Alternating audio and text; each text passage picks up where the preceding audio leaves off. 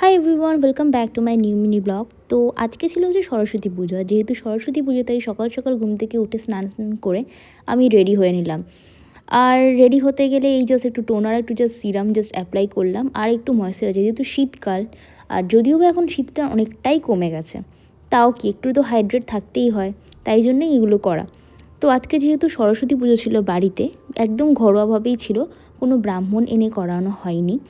তো তাই জন্য হচ্ছে সকাল থেকেই আমি খুব এক্সাইটেড ছিলাম।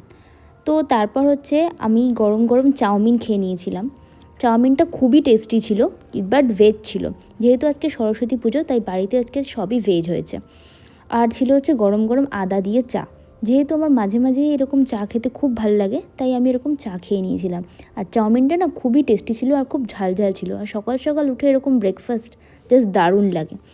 আর যেহেতু আজকে নিরামিষ তাই হচ্ছে একটু বাঁধাকপিও রান্না হয়েছিল।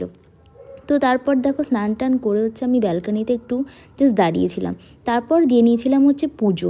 ঘরের এই পুজো জাস্ট দিতে আমার খুবই ভালো লাগে। তারপর সব শেষে হচ্ছে একটু সারা ঘরে ধুনো দিয়ে আমি চলে গেলাম একদম যেখানে আমাদের সরস্বতী ঠাকুর আনা হয়েছে। তো তোমরাই দেখো সরস্বতী পুজো আর যেখানে শাড়ি পরবো না তা কী করে হয়। তো আমি বের করে নিলাম হচ্ছে নতুন একটা শাড়ি। আর দেখো তো কেমন লাগছে আমাকে এই শাড়িটা। আর যেহেতু শাড়ি, তো শাড়ির সাথে একটু সাজবো না তা কী করে হয়। কাজল, লিপস্টিক যেগুলো নর্মাল, খুব একটা হেভি মেকআপ, কারণ আমার সেরকম কোনো প্ল্যানিং ছিল না বাইরে কোথাও যাবার, তাই আমি সেরকমভাবে কোনো মেকআপ করিনি।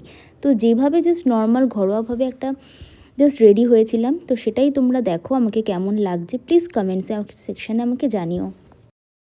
তো শাড়ি পরে রেডি হয়ে একটু সেলফি তুলে আমি চলে গেছিলাম হচ্ছে পুজোতে।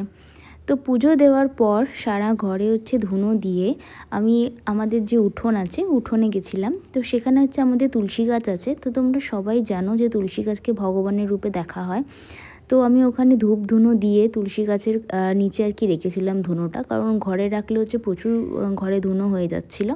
তো সেইখানে হচ্ছে রেখে দিয়ে আমি হচ্ছে বাড়িতে ঢুকলাম। তো আমি ব্লগটা হচ্ছে আমি এখানেই শেষ করলাম। আর আমাদের সরস্বতী ঠাকুরকে তোমার কেমন লাগছে প্লিজ কমেন্ট সেকশানে জানিও। ব্লগটা এখানেই শেষ করছি, দেখা হচ্ছে নেক্সট ব্লগে। চলো টাটা।